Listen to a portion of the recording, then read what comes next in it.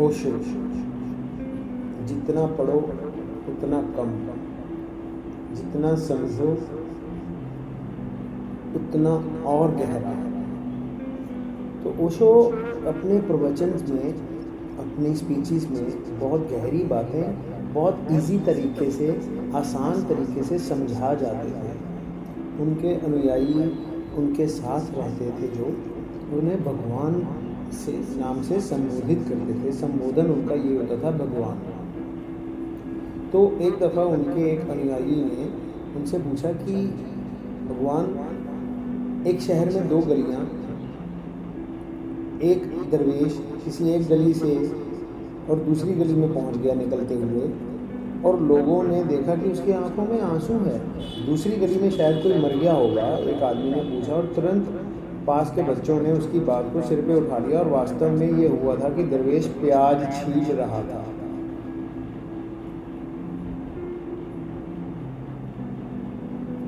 और इतनी ही देर में बच्चों की आवाज़ दोनों गलियों में पहुंच गई, और जो सियाने बुजुर्ग थे वो दुखी हुए, डर गए। चीख पुकार का कारण जानने की हिम्मत भी किसी में नहीं हुई। किसी एक आदमी ने, समझदार आदमी ने समझाने की कोशिश भी की, कारण तो पता लगाना चाहिए, लेकिन तब तक घबराहट इतनी फैल गई थी कि किसी को होश ही नहीं रहा वो क्या कह रहे हैं।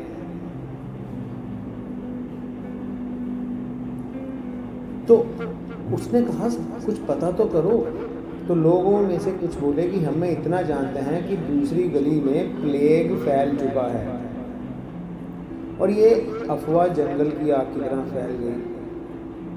अब हर गली ये समझने लगी कि दूसरी गली जो है वो कयामत हो गई है।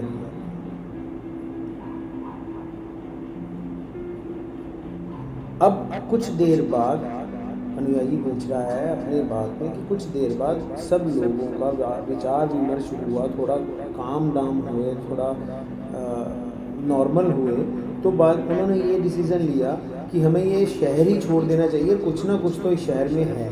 और फिर सारा शहर खाली हो गया, और वर्षों बाद आज ये शहर अभी तक उजड़ा हुआ है। जबकि इससे थोड़ा हटके दो गांव हैं जहाँ की परंपराएं कहती हैं कि उनके पुरखे किसी अज्ञात स्थान से, किसी अनिष्ट से बचने के लिए कोई अभिशप्त नगर को छोड़कर यहाँ आए थे। तो अनुयायी पूछता है, भगवान, इस बोध कथा का मतलब क्या है? फिर ओशो कहते हैं कि सत्य का जन्म तो व्यक्ति के अंतस्थल में होता है। संप्रदाय भीड़ निर्मित करती है। सत्य तो प्रभु कहते हैं कि इंसान के हृदय में है, और सत्य के आसपास जो शास्त्र हैं, सिद्धांत हैं, जो कारागृह बनता है वो अफवाहों से बनता है। इन दोनों में सिर्फ इतना ही फ़र्क है, यानी धर्म और संप्रदाय में इतना ही फ़र्क है जितना सत्य और अफवाह में। पर लोगों को सुनी हुई बातें ज़्यादा अच्छी लगती हैं। तुम्हारे जीवन कान से चलते हैं, आँख से नहीं, ये प्रभु अपने अनुयायी को बताते हैं। लेकिन कहते हैं कि कान भरोसे योग्य नहीं है। उसने बहुत अच्छा बोला है कि जो तुम्हारे कान हैं ये भरोसे योग्य नहीं है। कान देख नहीं सकता। ओशो कहते हैं कान देख नहीं सकता।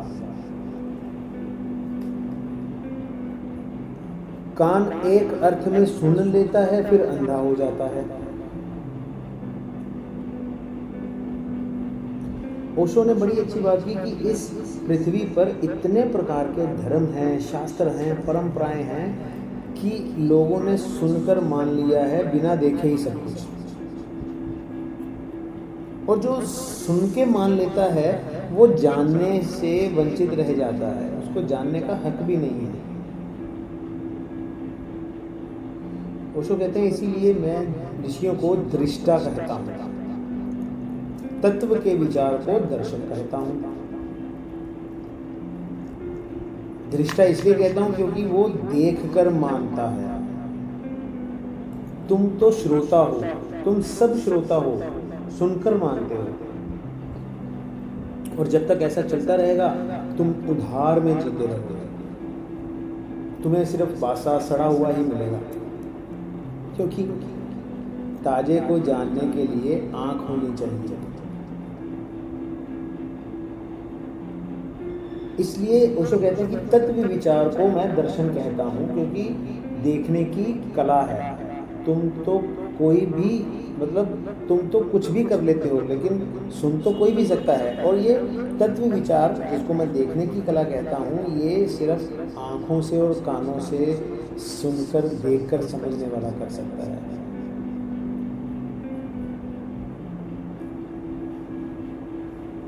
ओशो कहते हैं देखते तो तुम तथ्य के हो, यानी तुम तथ्य को देखते हो, लेकिन सुनते तुम सिद्धांत की हो।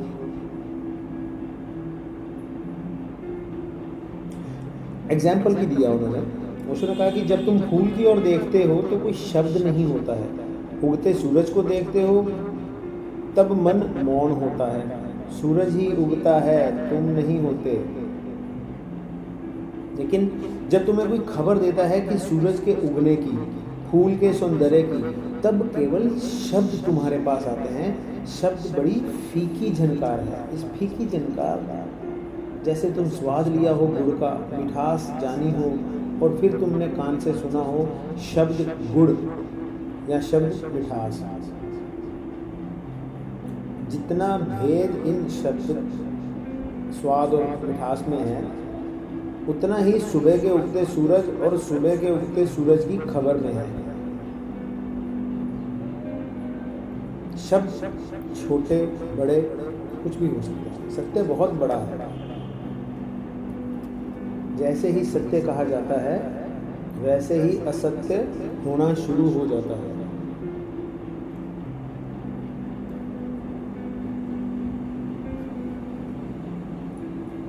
बहुत गहरे विचार हैं ये। तो धर्म को देखा जा सकता है, सुना नहीं जा सकता, कहा नहीं जा सकता। कहना तो ऐसे है जैसे तुम्हें कोई नक्शा दे दे हिमालय का,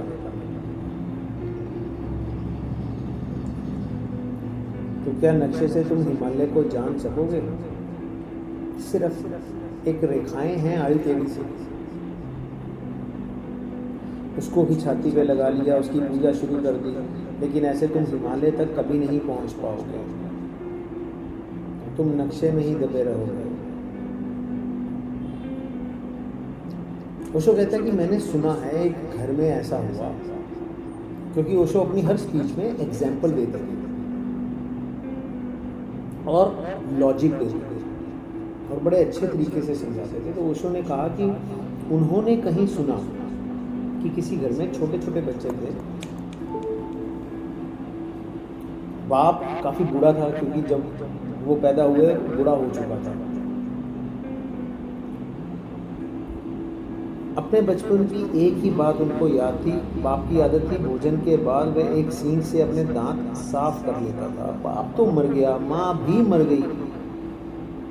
तो जब बच्चे बड़े हुए उनको वही याद रहा कि बाप एक सींग से अपने दांत साफ करता था, उसको और एक आले में रखता था। पक्का इसमें कोई रहस्य होगा ज़रूर, क्योंकि कुछ भी हो जाए वो सींग उस आले में रहती थी। दिन अच्छे हों बुरे हों, सुबह हो शाम हो, सुख दुख हो, भोजन के बाद बाप आले के पास जाता था और दांत में ये सींग मारता था। उनको बस यही याद रहा, तो सोचा कि सींग तो रख लेना जरूरी है।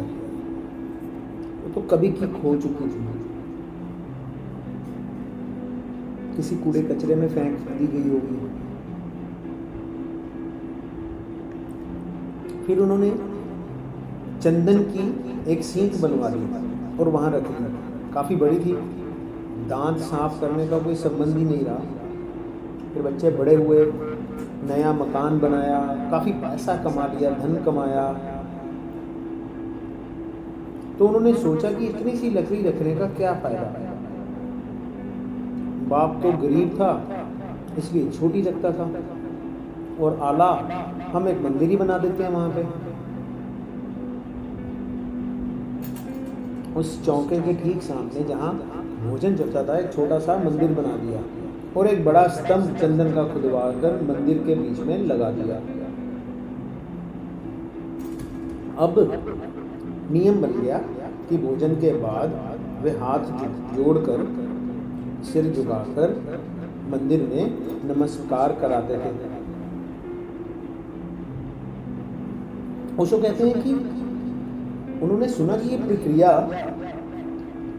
चली आ रही है, बच्चों के आगे बच्चे हो गए, उनके आगे बच्चे हो गए, वो मकान जो छोटा सा था बहुत बड़ा मंदिर हो गया। और पहले चौके के सामने मंदिर था अब मंदिर के सामने चौका हो गया। स्तंभ रोज बड़ा होता जा रहा है, होता बड़ा गया। चंदन की जगह स्वर्ण ने ले ली सोना, उसका स्तंभ हो गया। हीरे मोती भी जड़ दिए गए। अब बच्चे खुद पूजा नहीं करते क्योंकि डर कि कहीं कोई भूल चूक ना हो जाए, इसलिए एक किराए के पुजारी को रख लिया गया। वे जो दांत खुजाने की सीख थी वे संप्रदाय बन गई।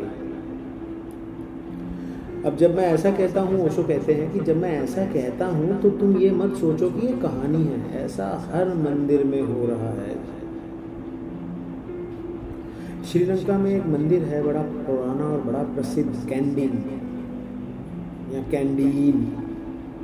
वहाँ बुद्ध का एक दांत रखा हुआ है, पर वहाँ सीख नहीं रखी दांत खुजाने वाली, बस दांत रखा हुआ है, और हजारों सैकड़ों सालों से उसकी पूजा चल रही है।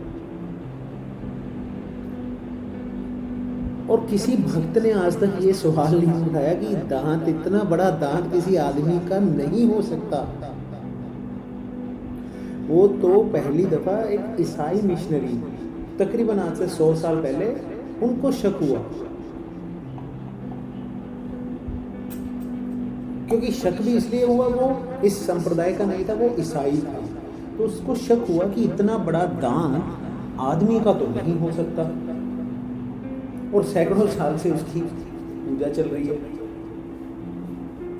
खोजबीन करी, प्रमाण भी पक्का हो गया कि आदमी का दांत नहीं हो सकता। अगर दांत बुद्ध का हो तो बुद्ध की ऊंचाई कम से कम 50 फीट रही होगी, यानी इतना बड़ा दांत है, और ये हो नहीं सकता कि बुद्ध की ऊंचाई 50 फीट हो।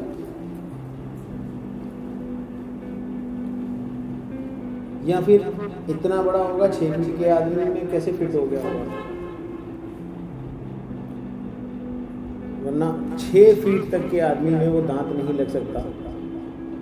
और शास्त्र कहीं भी नहीं लिखा शास्त्र में कि बुद्ध 50 फीट ऊंचे थे। फिर पक्का हुआ कि ये जानवर का दांत है, लेकिन पूजा अब भी चल रही है, क्योंकि भक्त कहते हैं कि वो तो ईसाई था। तो ईसाई ने जानबूझ के ये खोज करी हमारा धर्म नष्ट करने के लिए। दांत तो बुद्ध का ही है, दांत तो बुद्ध का ही है, और बुद्ध कोई साधारण पुरुष तो है नहीं थे। तो साधारण आदमी के दांत की लंबाई चौड़ाई से तुम उनका पता लगाओ। असाधारण और दिव्य, असाधारण और दिव्य उनका नहीं कर सकते हो तुम। सब चमत्कार संभव है। तो ये भक्तों की परीक्षा के लिए दांत रखा हुआ है, श्रद्धा की कसौटी है यहाँ। और पूजा अब भी चल रही है। हर साल बुद्ध पूर्णिमा के दिन लाखों यात्री उस दांत की पूजा करने आते हैं, और कोई भी अपनी आंख खोल के ये नहीं देखता कि ये बुद्ध का दांत हो सकता है कि नहीं। फर्क क्या पड़ता है? ओशो ने बड़ी अच्छी बात करी कि खाली उस दांत की पूजा करने से तुम बुद्धत्व को प्राप्त नहीं हो सकते हो।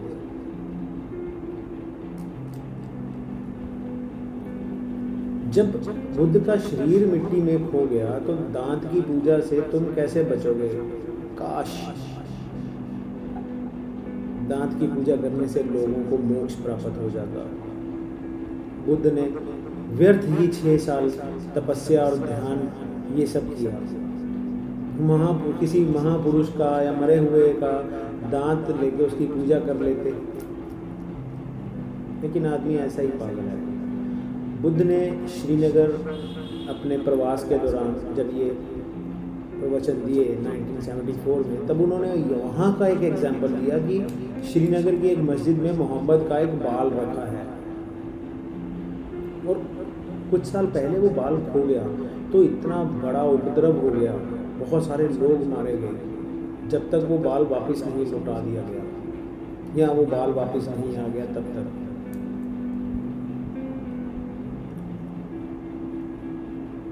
और असमंजस की बात है, कोई भी नहीं जानता ये बाल मोहम्मद का है या नहीं। और मोहम्मद का हो तब भी क्या फर्क पड़ता है? बुद्ध कहते हैं आदमी को कोई फर्क नहीं पड़ना चाहिए। यही बात ओशो कहते हैं कि क्या फर्क पड़ता है।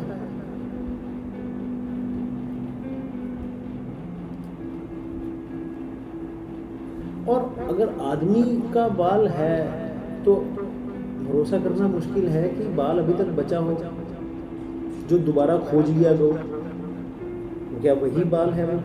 ये बात संदिग्ध है। सिर्फ उपद्रव शांत करने के लिए ही खोज लिया गया होगा, यही किया होगा।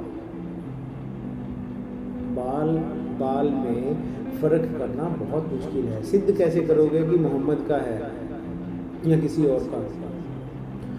और ओशो ने बड़ी अच्छी बात कही कि मोहम्मद के बाल की पूजा से क्या होगा। मुसलमान वैसे भी पूजा करे तो बड़ी हैरानी होती है। कहते हैं कि हम तो मूर्ति भंजक हैं, मंदिरों को तोड़े, मूर्तियों को मिटाए और पूजे बाल को। मतलब इतने मंदिर तोड़ के, मूर्तियां तोड़ के क्या किया? बाल को पूजना शुरू कर दिया। मैं ये कहता हूँ कि इन्होंने मोहम्मद की मूर्ति ना बनने दी, चित्र ना बनाने दिया। अगर किसी किताब में मोहम्मद का चित्र छप जाए तो दंगे फसाद हो जाएंगे, लेकिन पूजा वो बाल की करेंगे। तो क्या बाल की पूजा मूर्ति पूजा नहीं है? ओशो कहते हैं कि असल में संप्रदाय जो है वो मूर्ति पूजा से नहीं बच सकते, सिर्फ धर्म बच सकता है, क्योंकि संप्रदाय के पास तो सत्य नहीं होता, सिर्फ नक्शे होते हैं, यानी मूर्तियाँ। ओशो कहते हैं कम से कम 300 धर्म हैं इस जमीन पर और कम से कम 3000 संप्रदाय होंगे, क्योंकि एक एक धर्म में अनेक अनेक संप्रदाय हैं। तो ओशो का तर्क है कि सत्य तो एक ही होगा ना, 300 सत्य तो नहीं होंगे।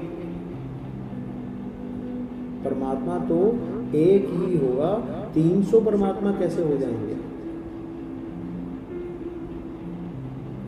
और फिर उन परमात्माओं को मानने वालों में भी बड़ी छोटी बातों के लेके झगड़े, कत्लेआम। आदमी को तो अपने मत से प्रयोजन है, अफवाह से ज़्यादा और कुछ नहीं। ओशो ने बड़ी अच्छी बात कही। एक बार उन्होंने महावीर के बारे में अफवाहें सुनी। तुमने बुद्ध के संबंध में अफवाहें सुनी, उन्हीं अफवाहों पर तुम्हारे सब शास्त्र निर्मित हैं। इसीलिए तो शास्त्र जो हैं असंगत मालूम होते हैं। कहीं कहीं तुम सोच विचार करके जब शास्त्रों को पढ़ोगे तो तुम्हें बड़ी कठिनाई आएगी। बहुत सी असंगतियां हैं, केवल अफवाहें ही हो सकती हैं।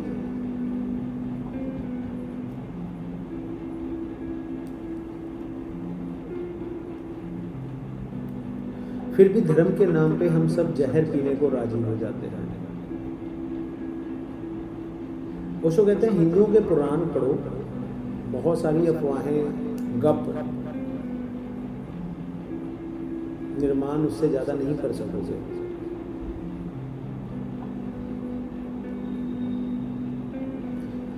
उसको कहते हैं कि बंदर समुंदर छलांग लगा के चला जाता है, लांग जाता है। कामातुर देवी देवतियों का वीर मछलियों के मुंह में पड़ जाता है और ऋषि मुनियों का जन्म हो जाता है। तुम देखोगे कि ये सत्य नहीं है। तुम महापुरुषों को भी निम्नतम बातों में उलझे हुए देखोगे, लेकिन संदेह नहीं उठा सकते, क्योंकि यही सिखाया गया है कि भक्त संदेह ना उठाएं, आंख बंद रखें, तथ्य को भुला दें। ओशो कहते हैं, मैं एक बात बताना चाहता हूँ कि श्रद्धा बड़ी मूल्यवान है। उस जैसा मूल्यवान कुछ भी नहीं है। लेकिन श्रद्धा का अर्थ और नाजुकता, इसको समझना जरूरी है। बहुत डेलिकेट चीज़ है।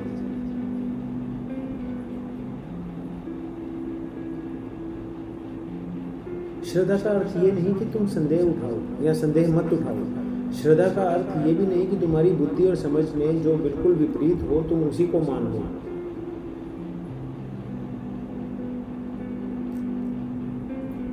श्रद्धा का इतना ही अर्थ है कि तुम्हारी समझ के पार जो पड़ता है उसके लिए भी समझ को खुली रखो, बंद मत करो। जो तुम्हें समझ में ना आता हो बराबर बोल दो कि मेरे समझ में नहीं आया। इससे नासमझी में मजबूत मत हो जाओ। अपनी नासमझी को और बल मत दो। श्रद्धा का अर्थ है अपनी समझ का तो उपयोग करूंगा, लेकिन ये कभी नहीं कहूंगा कि मेरी समझ पर सत्य समाप्त हो जाता है। मेरी समझ के बाहर भी सत्य होगा। श्रद्धा एक खुलापन है। इसका ये अर्थ नहीं कि तुम प्रश्न ना उठा सको। अगर प्रश्न नहीं उठाओगे तो आगे कैसे बढ़ोगे? ओशो कहते हैं कि दुश्मन भी प्रश्न पूछ सकता है और एक शिष्य भी प्रश्न पूछ सकता है।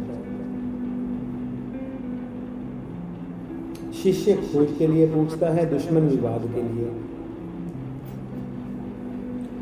उसकी जिज्ञासा एक यात्रा की शुरुआत है। इसलिए वो ये ना कहेगा कि जो तुम कह रहे हो वो गलत है। इसलिए वो सिर्फ ये कहेगा कि मेरी समझ में नहीं आता, मेरी समझ को बढ़ाने में सहायता दो।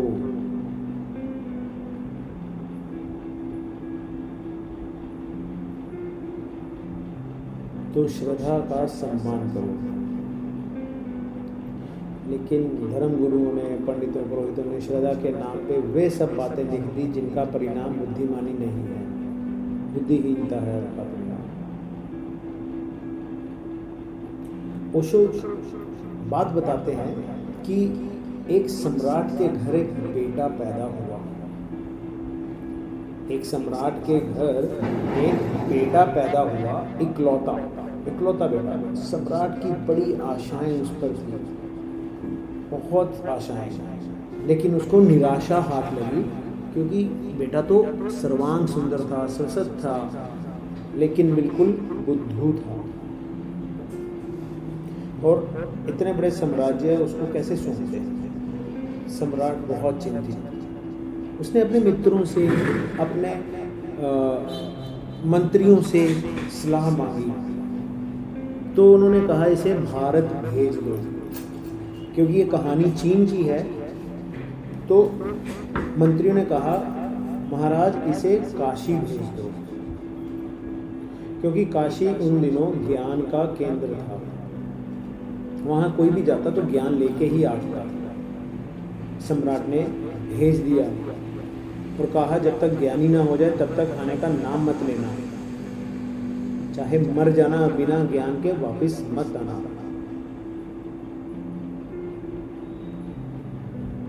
उस बुद्धू ने बहुत मेहनत की, लेकिन मेहनत से कोई इस दुनिया में ज्ञानी नहीं हो जाता। उससे बड़ा श्रम किया उसने, बहुत श्रम किया, सफलता भी पाई, वे पंडित हो गया। सब शास्त्र कंठस्थ हो गए। कहीं से भी कोई सवाल पूछ लो, उसके पास जवाब तैयार होता था, रेडीमेड जवाब। ज्ञानी के पास चेतना होती है और जवाब होते हैं पंडित के पास। ज्ञानी की प्रज्ञा जगती है, पंडित की स्मृति भरती है। उसने सब परीक्षाएं उत्तीर्ण कर ली, लेकिन परीक्षाएं ज्ञान की नहीं होती, स्मृति की होती हैं, याददाश्त की होती हैं। बुद्धू बहुत सी बातें याद रख लेता है। बुद्धि तो एक खाली कोष्ठ है जिसमें चीजें भरते जाओ, एक संग्रह है, वह भर जाता है। तो 15-20 साल बाद उस बेटे ने खबर भेजी कि मैं निष्णात हो गया, जो भी जानने योग्य था मैंने सब जान लिया, सब परीक्षाएं मैंने उत्तीर्ण कर ली, मुझे घर बुला लो। सम्राट ने बुला लिया। स्वागत में बड़ा समारोह और एक बहुत बड़ा भोज दिया गया। सब बुद्धिमान लोगों को बुलाया गया ताकि देख ले कि उसका बेटा बुद्धिमान हो गया है। और वो जो वजीर था वो राजकुमार के पास ही बैठा था। उसने सिर्फ परीक्षा की दृष्टि से कहा कि क्या क्या सीखा। तो लड़के ने कहा जो भी सीखा जा सकता था वो सब मैंने सीख लिया। ज्योतिष मैं जानता हूँ, अंक शास्त्र मैं जानता हूँ, हस्तरेखा विज्ञान, व्याकरण, गणित, तर्क, भूगोल, इतिहास, मैं सब कुछ जानता हूँ। यही नहीं, मैंने परा मनोविज्ञान की भी विद्या सीख ली है। अगर तुम कोई चीज़ छुपा दो तो मैं बता सकता हूँ कि वह चीज़ कहाँ छिपी है और कैसे है। वजीर बड़ा हैरान हुआ। उसने टेबल के नीचे अपने हाथ की अंगूठी निकालकर मुट्ठी में ले ली और कहा, फिर बताओ मेरी मुट्ठी में क्या छिपा है। तो लड़के ने आंख बंद करी और कहा, मेरे शास्त्र के अनुसार जो मैंने जाना है, तुम्हारे हाथ में गोल वर्तुलाकार वस्तु है जिसके बीच में एक छेद है। वजीर बहुत चकित हुआ, हैरान हुआ। तो उसने कहा, इसका नाम बताने की कृपया करो। तो युवक ने कहा, नाम बताने का कोई विधान शास्त्र में नहीं है, लक्षण बता सकता हूँ, लेकिन अपनी सामान्य बुद्धि से नाम बता सकता हूँ। वजीर और खुश हुआ। तो उसने आंख बंद करके कहा, ये रथ का पहिया है तुम्हारे हाथ में। यानी शास्त्र तुम्हें शब्द दे सकता है, समझ नहीं, ज्ञान दे सकता है, कोरा कोरा होगा और वो भी ऊपर ऊपर होगा, प्रज्ञा नहीं दे सकता।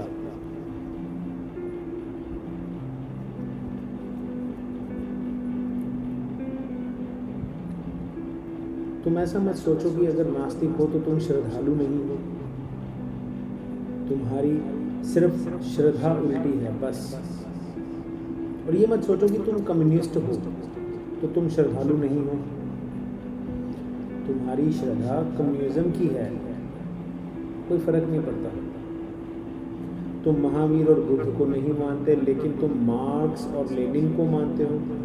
तुमने रामकृष्ण और रमन को छोड़ दिया तो तुम माओ और चेगवारा को पकड़ लिया।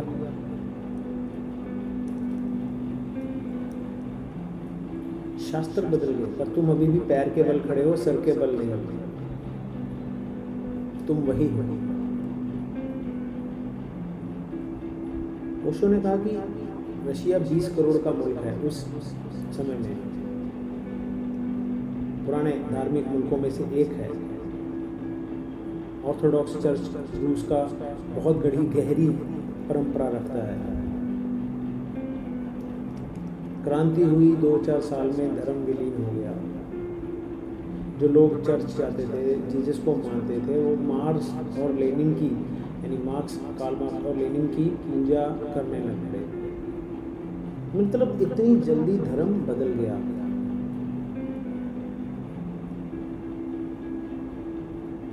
परंपरा जो थी वो धर्म कहाँ था? नई परंपरा ने उसे बदल दिया। जैसे हर साल लोग कार का नया मॉडल खरीद लेते हैं, लेकिन आदमी नहीं बदलता। आदमी तभी बदलता है जब क्रांति का क्षण तब आता है जब तुम कान को छोड़कर आंख का भरोसा लाते हो। कान है परंपरा, आंख है धर्म।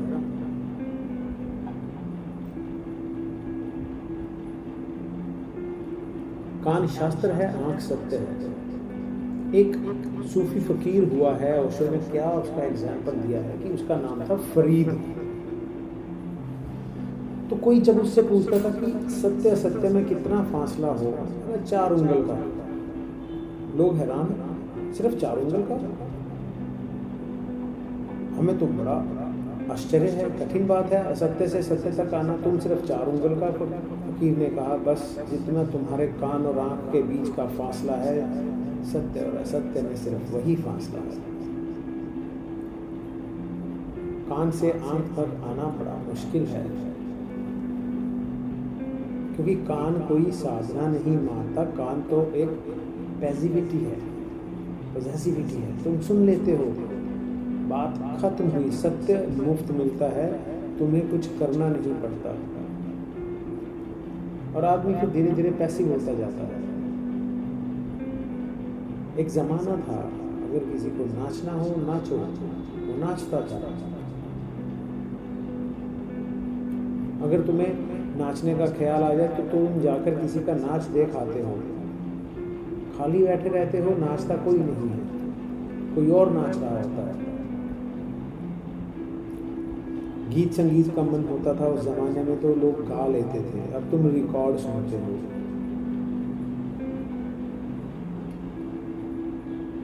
जमाना होता था, छोटी छोटी मंडलियाँ गांव-गांव में नाटक करती थी, जैसे वो रस आता था, रामलीला खेलना, रासलीला करना।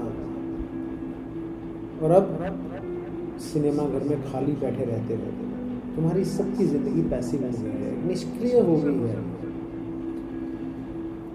मुल्ला नसरुद्दीन की एग्जाम्पल्स ओशो हमेशा देते थे, कहीं ना कहीं से उसका जिक्र आ ही जाता है।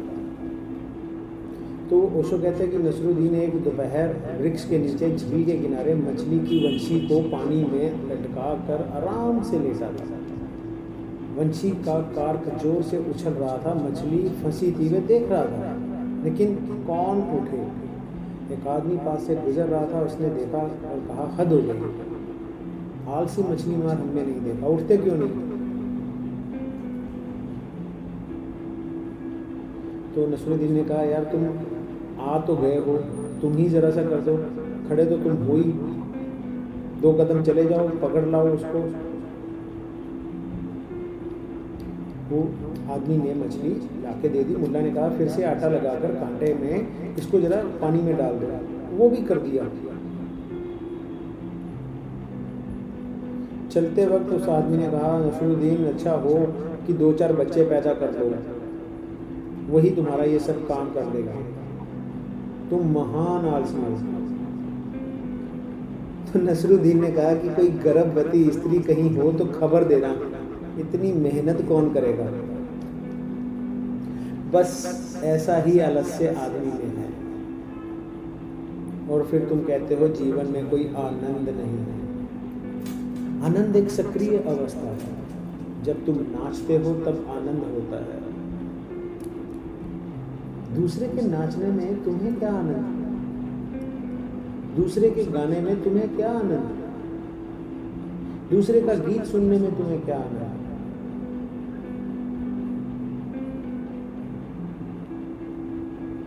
उसे कहते हैं, एक छोटा बच्चा चर्च से वापस लौटा संडे को, और माँ को बोला कि अच्छा हो मैं बड़ा हो गया पुरोहित हो जाऊँ, पादरी हो जाऊँ। माँ ने पूछा क्यों, क्या तुम इतने प्रभावित हो गए हो चर्च जाने से? उसने कहा नहीं, हर रविवार ईसाई होने की वजह से चर्च तो जाना ही पड़ेगा। तो बजाय बैठे बैठे सुनने के मंच पर खड़े होकर चिल्लाना ज़्यादा बेहतर है। वो बच्चा तुम सबसे ज़्यादा समझदार है जो ये कह रहा है कि बजाय सुनने के, बैठे रहने के, मैं मंच पर खड़े होकर चिल्लाऊंगा, क्योंकि हर रविवार जाना तो है ही। तो उसे पता है कि इन दोनों में से वे क्या चुनना ज़्यादा बेहतर है।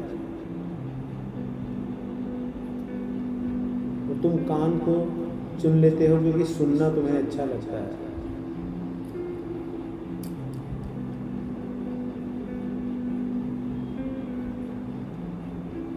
सत्य तुम्हें जानना है तो आँख के पर्दे हटाने होंगे, काटने होंगे।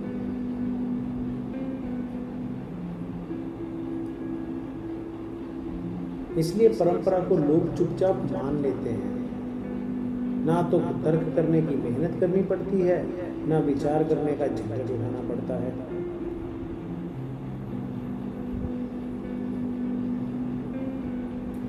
ओशो ने उस बात का जवाब देने जो अनुयायी ने सबसे पहले पूछा था, तो कहा कि इस कहानी को समझने से पहले एक और बात समझ लो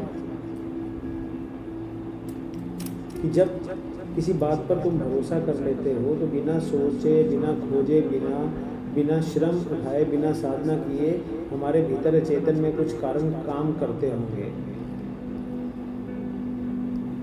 इसलिए हम इस योग्य नहीं समझते कि श्रम उठाएं।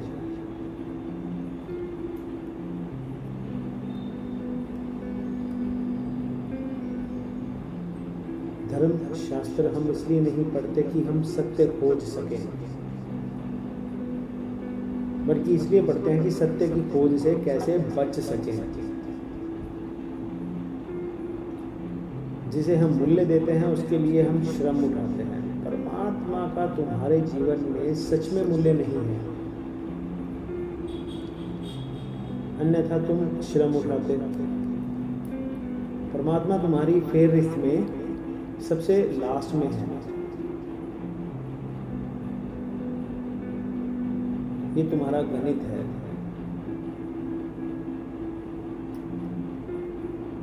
कि संसार अब, परमात्मा कल, और तुम इसको कल पे ही टालते जाते हो। भली भांति जानते हो कल कभी नहीं आएगा। जिसको कल पे टाला उसको सदा के लिए टाला।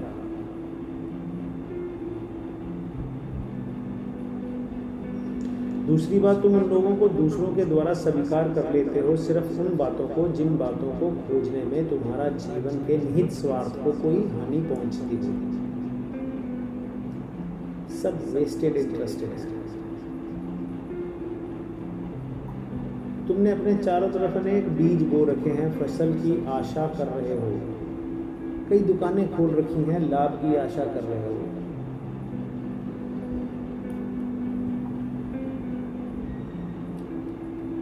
लेकिन उनकी फसल कभी पूरी नहीं होगी, क्योंकि तुम असत्य को काट रहे हो। क्योंकि असत्य तुम तब काट पाते हो जब उसकी फसल तुम 10 बार बो लेते हो।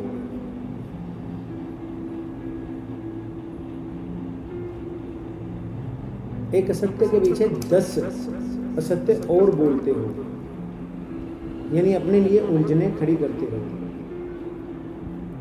तुम संसार छोड़ना भी चाहते हो, लेकिन कहते हो कम से कम अंत तो आ जाए, यात्रा तो पूरी कर लें। और संसार की यात्रा कभी पूरी नहीं होती, हमेशा मध्य में है। जहां भी रहोगे मिडिल में ही रहोगे। कभी ऐसा नहीं होगा कि मन भर जाएगा। तुम कहोगे थोड़ा समय मिल जाए, थोड़ा और काम निपटा लूं, उसके बाद फिर धर्म।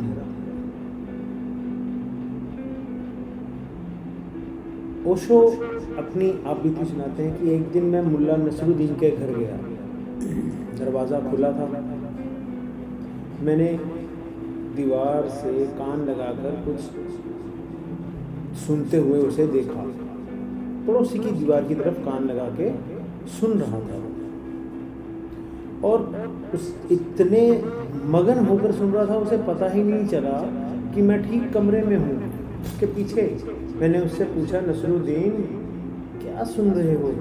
उसने हाथ से इशारा किया कि आप भी सुनो। मैं भी कान दीवार से लगा के सुनने लगा, लेकिन कुछ सुनाई ना पड़ा। 1 मिनट, 2 मिनट। मैंने कहा, नसरुद्दीन कुछ सुनाई नहीं पड़ रहा। वो हंसने लगा। उसने कहा, समझ आया क्या है ये? 40 साल से मैं सुन रहा हूँ, कुछ सुनाई नहीं पड़ रहा, और तुम कहते हो तुम्हें 2 मिनट में सुनाई पड़ जाए। मैं 40 साल से सुनने की कोशिश कर रहा हूँ, लेकिन आशा कायम है। मरते दम तक आशा बनी रहेगी।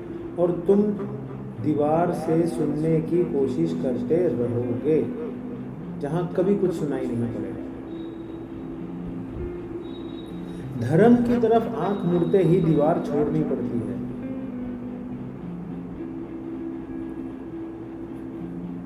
जिस दिन तुम जागोगे उस दिन तुम्हें लगेगा कि अब तक का सारा जीवन व्यर्थ गया।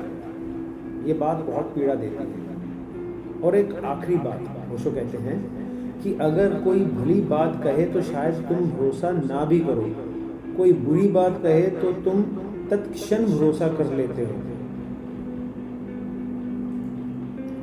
मतलब ओशो ने समझाया कि तुम अच्छी बातों की तरफ ध्यान दो, सच्चाई की तरफ ध्यान दो, लेकिन इंसान एक भावनात्मक जीव है जो गलत बातें जल्दी अपनाता है। और जहाँ तुम्हारे अहंकार को चोट लगती है तुम भरोसा नहीं करते, जहाँ सहारा मिलता है तुम भरोसा कर लेते हो। बुद्ध के पास जाओगे जल्दी भरोसा नहीं करोगे, बड़ी मुश्किल है, क्योंकि वे तुम्हारे अहंकार को तोड़ेंगे, तुम्हारी प्रतिमा को खंड खंड कर देंगे। वहीं जब तुम शास्त्र के पास जाते हो तो शास्त्र तुम्हें तोड़ नहीं सकता, तुम्हारे अहंकार को बल मिलता है। शास्त्र भी वही कहता है जो बुद्ध ने कहा, लेकिन शास्त्र मुर्दा है और बुद्ध जिंदा है, इसलिए फर्क पड़ता है। शास्त्र कहता है कि तुम ब्रह्म हो, ब्रह्म, ब्रह्मा का ब्रह्म। यही बुद्ध भी कहता है कि तुम ब्रह्म हो, लेकिन बुद्ध तब कहेंगे जब वो तुम्हें तोड़ डालेंगे।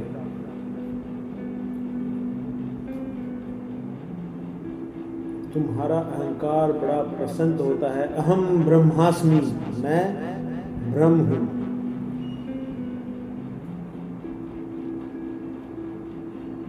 एकदम भरोसा कर लेते हैं।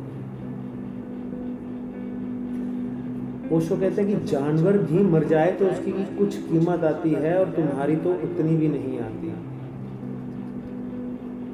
जब इंसान मर जाता है तो बाकी के इंसान जल्दबाजी करते हैं, जल्दी मचा देते हैं कि ये बदबू आने लगेगी, चलो ले चलो, इसको फूंक आओ, अर्थी बांधने लगते हैं,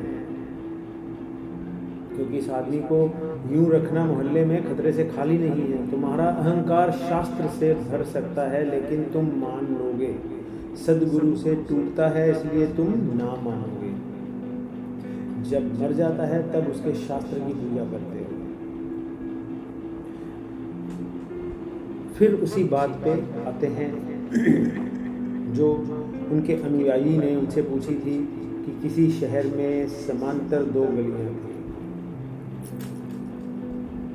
तो उसकी छोटी सी कहानी उन्होंने, ओशो ने बहुत अच्छे तरीके से कही कि सूफ़ी या जैन या हसीद फ़कीर जब कोई कहानी कहते हैं तो कहानी ही नहीं कहते, उनकी कहानी का हर प्रतीक जीवन के लिए कुछ इशारा करता है।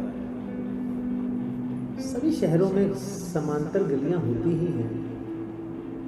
समांतर मतलब जो चलती हैं सीधी साथ साथ, लेकिन कहीं नहीं मिलती।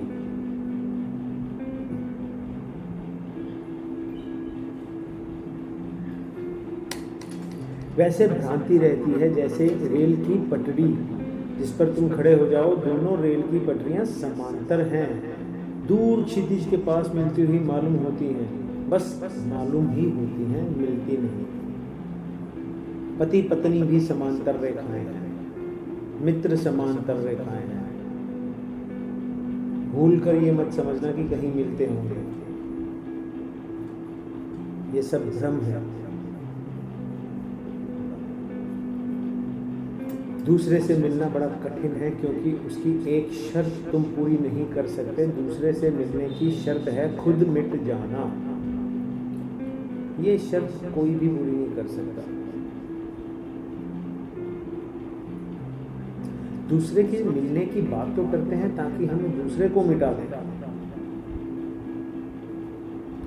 ना दूसरा मिटने को राजी, ना हम मिटने को राजी, ना पति मिटने को राजी, ना पत्नी, ना प्रेमी, ना प्रेयसी, कोई भी मिटने को राजी नहीं है। तो ये कलह निरंतर प्रेमियों के बीच में बढ़ती ही जाती है कि तुम मिटोगे तब मिलना होगा, तुम्हें मैं लीन कर लूँ अपने में। ओशो कहता है कि नसरुद्दीन मुल्ला से किसी ने पूछा, गली के कोने पर जो हमीद सुल्तान नाम के सज्जन रहते हैं, आप उनके भाई हैं? तो नसरुद्दीन ने कहा कि भाई मैं नहीं, हमीद सुल्तान मेरा भाई है। ऐसा अहंकार है। ओशो ने सुना कहीं कि चर्च में एक युवक युवती ने विवाह किया और जैसे ही उन्होंने रजिस्टर पर दस्तखत किए, युवती ने दस्तखत करने के बाद फाउंटेन पेन नीचे पटक दिया और चर्च के पादरी से कहा, रुकें, मैं तो तलाक चाहती हूँ। पादरी भी हैरान हो गया, तलाक हमने बहुत देखे लेकिन इतनी जल्दी अभी तक नहीं देखा, हॉलीवुड की फिल्मों में भी नहीं। इतनी जल्दी अभी दस्तखत ही हुए हैं और कारण क्या आ गया? उसने कहा कि इस आदमी ने मुझसे बड़े दस्तखत किए, यह एक झंझट की बात है, ये आगे झंझट ही होने वाली है, ये अभी से दबाने की कोशिश कर रहा है। लोग समांतर हैं और सारी गलियां भी समांतर हैं। क्या एग्जाम्पल देते हैं ओशो, अपनी हर प्रवचन में कुछ ना कुछ स्टीक एग्जाम्पल दे के समझाने की कोशिश करते हैं कि कोई नहीं मिलता। जब जीवन में तुम इतने अकेले हो कि कोई नहीं मिलता, इसीलिए तो तुम अकेले हो, सब समांतर हैं। तुम्हारे अहंकार के रहते कोई संगी साथी नहीं हो सकता, और जिसका अहंकार गिर जाता है फिर वही समांतर नहीं। मतलब जिसका अहंकार गिर जाता है, ये सारा अस्तित्व उसके संगी साथी, फिर वही समांतर नहीं, क्योंकि वो इनके समान नहीं आएंगे। एक बात ख्याल ले लो, तुम इतने अकेले मालूम पड़ते हो अहंकार के कारण। अहंकार अकेला कर जाता है और निअहंकार जोड़ आता है। फिर दो समांतर गलियां थी उस गांव में। एक में दरवेश किसी दिन एक दूसरी गली से दूसरी गली में पहुंचा घूमते घामते। इसका अर्थ भी समझ लेना चाहिए, सिर्फ दरवेश ही एक गली से दूसरी गली में पहुंचते हैं, बहुत गहरी बात है। दरवेश का अर्थ है सन्यासी, परमात्मा का खोजी। वे समांतर गलियों के बीच डोलता है, अर्थात कोई एक दूसरे की गली को पार नहीं करते। जब अपनी अपनी गलियों में बंधी लीक में रहते हैं, तुम अपने मंदिर जाते हो, मैं अपनी मस्जिद जाता हूँ। कभी कोई दरवेश मंदिर से मस्जिद भी पहुँच जाता है और मस्जिद से मंदिर में भी आ जाता है, लेकिन उसको तुम पागल समझते हो। ओशो कहते हैं कि यहूदियों के पवित्र दिन थे और एक यहूदी ने अपने को एक अपरिचित गांव में पाया। उस अपरिचित गांव का जो सिनगॉग था, जो यहूदियों का मंदिर था, वे दूसरे संप्रदाय का था, दूसरे गुरु में मानता थी उनकी, मगर मजबूरी थी।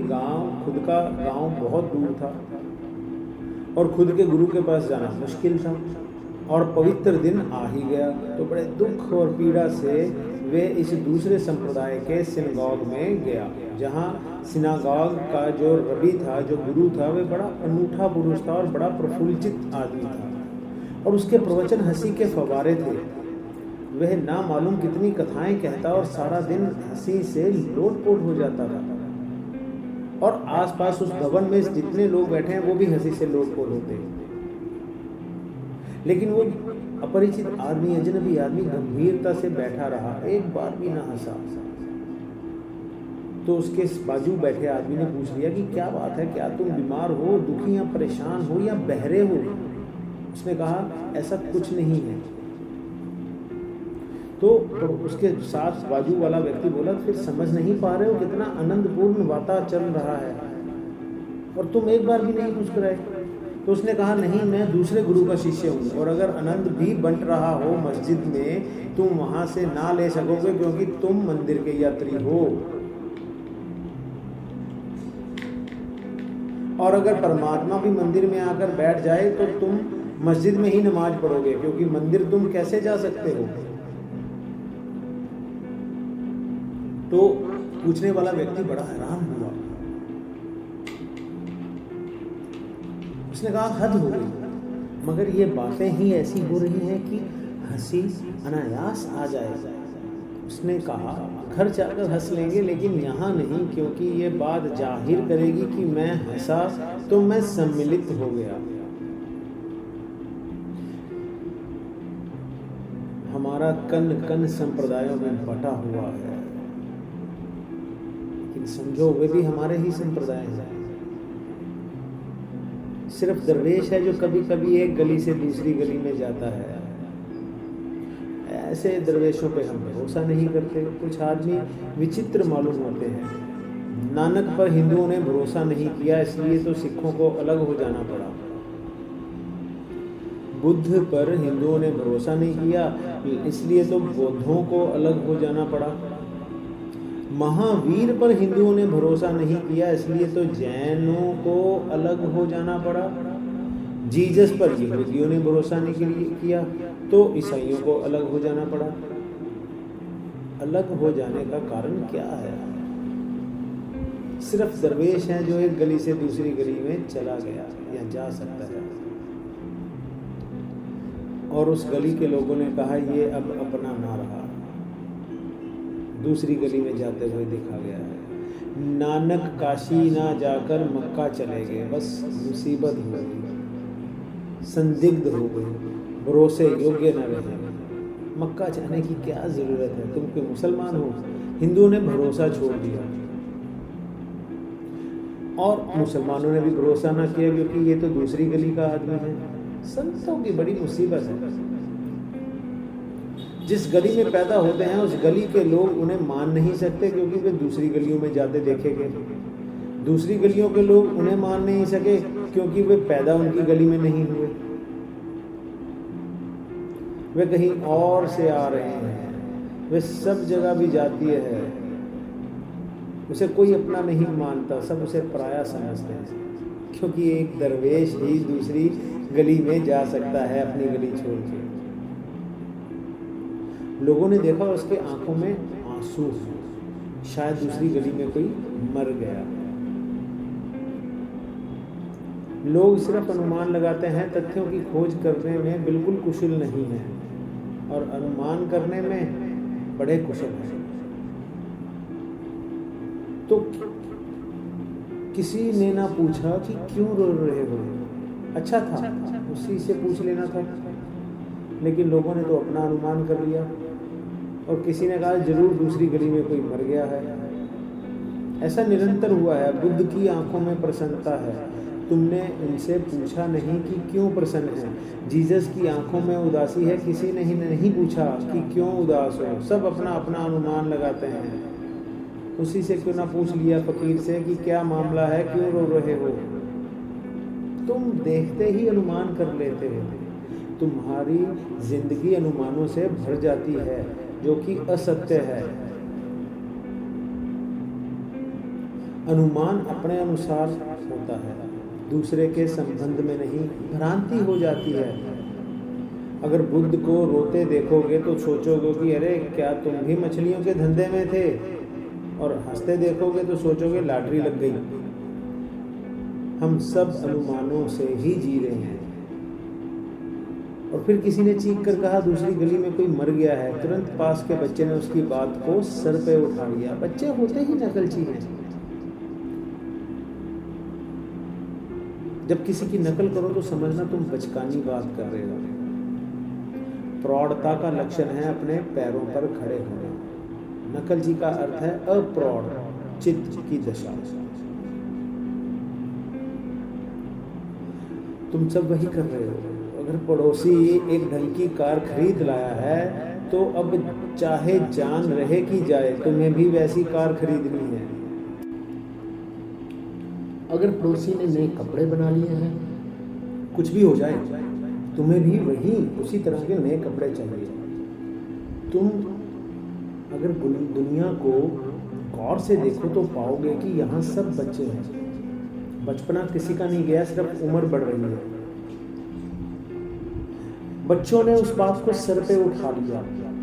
सबसे पहले बच्चा बात को सिर पर उठा लेते हैं।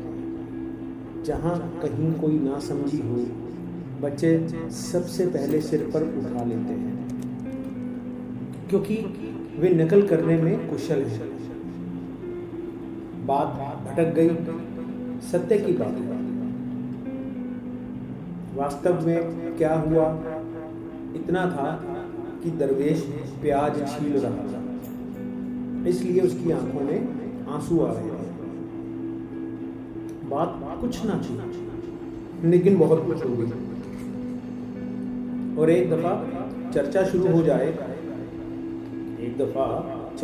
हो जाए तो उसे रोकना मुश्किल है। आग की तरह भड़केगा, जबकि वो सिर्फ प्याज छील रहा है।